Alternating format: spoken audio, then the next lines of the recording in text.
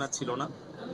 পরিবেশ পরিস্থিতির প্রয়োজনীয়তার প্রেক্ষিতে গোয়েন্দা সংস্থা এবং আইন শৃঙ্খলা রক্ষাকারী বাহিনীর সহযোগিতার স্বার্থে আমরা প্রযুক্তিগত সহায়তা দিচ্ছি এবং যত দ্রুত পরিবেশটা নিয়ন্ত্রণে আসবে, আইন শৃঙ্খলা আমাদের নিয়ন্ত্রণে থাকবে এবং আমরা এই আশঙ্কা থেকে মুক্ত হতে পারবো। পাওয়ার এবং ইন্টারনেট সহ পুরো ব্যবস্থাটাই সেই সময় বিচ্ছিন্ন হয়ে যায় এবং আমরা ইন্টারনেট বন্ধ করতে বাধ্য হই।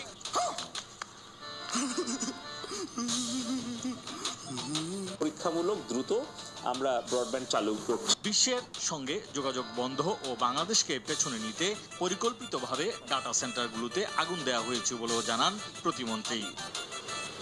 আচ্ছা,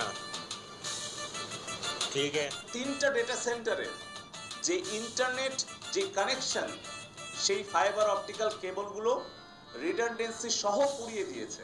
আমরা ইন্টারনেট বন্ধ করিনি, ইন্টারনেট বন্ধ হয়ে গেছে। আমরা ইন্টারনেট বন্ধ করতে বাধ্য হই। আমরা ইন্টারনেট বন্ধ করিনি, ইন্টারনেট বন্ধ হয়ে গেছে। আমরা ইন্টারনেট বন্ধ করতে বাধ্য হই। নাটক কম করো প্রিয়।